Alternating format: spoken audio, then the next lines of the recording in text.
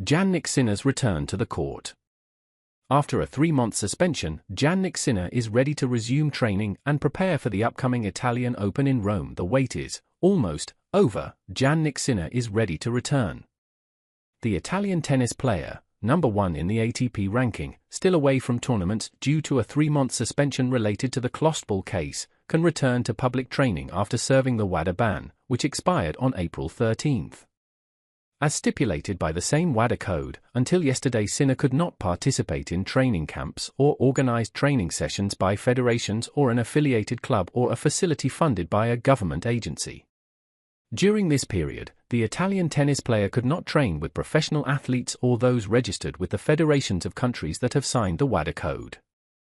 Now the Italian can train practically anywhere and with anyone, except for logistical reasons, at those clubs hosting tournaments and with athletes participating in them. Sinner, who will not be able to participate in official competitions until May 4, is now entering a new phase of the suspension with a gradual return to normalcy useful for getting closer to returning to the field, expected for the upcoming Italian Open in Rome starting in a few days. Sinner's first day of training coincides with the release of the new weekly ATP ranking, which still sees the Italian as the leader.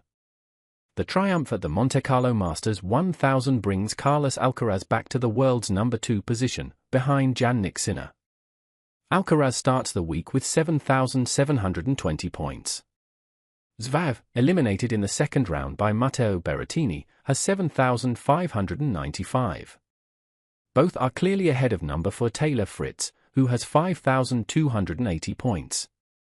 Daniil Medvedev returns to the top 10, overtaking Norwegian Casper Ruud, number 10 with 3,215 points. That is just 15 more than Lorenzo Musetti, who, with the final reached in the Monte Carlo ATP tournament, celebrates his new best ranking despite the defeat in the final against Carlos Alcaraz. Musetti now has 3,200 points, thus overtaking Holger Rune and Tommy Paul and getting close to the top 10. In Rome with the Italian world number 1. It had never happened in the history of the internationals that an Italian capable of leading the ATP ranking competed in the 1000 tournament in the capital. It happens this year for the 82nd edition, with the return to the field of Jannik Sinner after the 3-month suspension agreed with WADA. From here begins the hunt for a title that has been missing for almost 50 years. Indeed, it's been that long since an Italian won in Rome, as the last to do so was Adriano Panatta in 1976, and no one since.